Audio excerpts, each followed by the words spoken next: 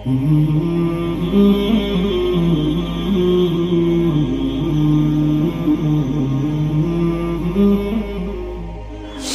اور آپ کے آقا رحمت عالم صلی اللہ علیہ وسلم کا داماد ابو العاص رضی اللہ تعالیٰ عنہ بعد میں ایمان لائے.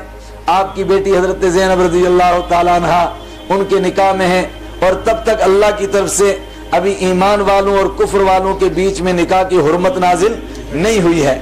اس کے بعد نازل ہوئی ہے.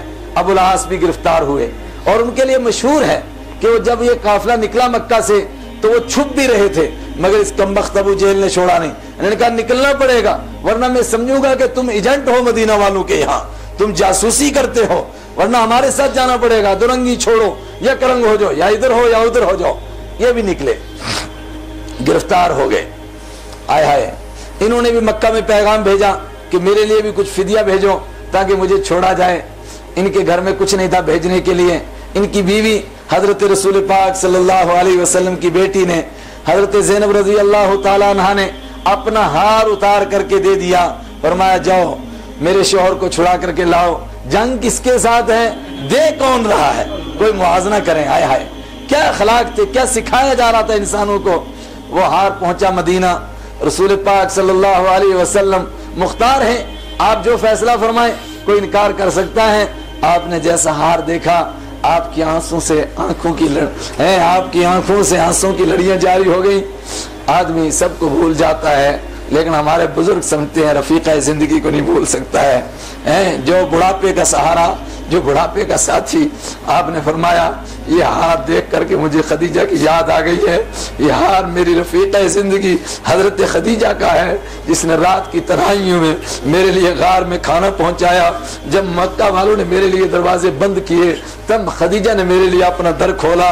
جب مکہ والوں نے اپنے مال کی بوریاں بند کر دی تب خدیجہ نے اس دین کے لیے اپنا سارا مال قربان کر دیا. اگر میرے ساتھیوں تم اجازت دو تو میرا دل چاہتا ہے کہ یہ خدیجہ کی نشانی ہے بیٹی کے پاس، میں اس کو واپس کر دوں اگر تم اجازت دو. حالانکہ کوئی اجازت کو انکار کر سکتا تھا، لیکن اللہ کے حبیب نے انتظام کیا ہوتا ہے، فرمایا اگر تم اجازت دو تو میں چاہتا ہوں واپس کر دوں. صحابہ نے کیا، ہمارے ماں باپ آپ کے اوپر قربان ہو جائیں، آپ ہم سے اجازت مانگتے ہیں، آپ واپس کر دیجئے. آپ نے ابو العاص کو کہا تم بھی جاؤ اور ہار بھی لے جاؤ، میری بیٹی کو دے دو، البتہ تم میری بیٹی کو رہا کر دو اور مکہ مدینہ پہنچا دو. اور یہیں پر اللہ کے نبی صلی اللہ علیہ وسلم کی بیٹی نے ہجرت کرنی چاہی، لیکن ایک کالے نے، اور کالے جو اندر سے بھی کالا باہر سے بھی کالا، اس نے دھکا دیا جس سے آپ اونٹ سے نیچے گری. اس وقت میں وہ امید سے تھی، حمل سے تھی، وہی زخم آیا اور اسی زخم میں دنیا سے چلی گئی. حضرت ابو العاص اس کے بعد تشریف لائے اور دوبارہ اس ازدواجی زندگی میں منسلک ہوئے، ایمان لے کر کے وہ آئے، اکٹھے رہے، لیکن اسی زخم میں وہ دنیا سے چلی گئی. سب ایسے گئے. اللہ کے پاک نبی صلی اللہ علیہ وسلم کا وصال ہوا، دنیا سے جا رہے ہیں. آپ کو پتہ ہے کیا بہانہ بنا؟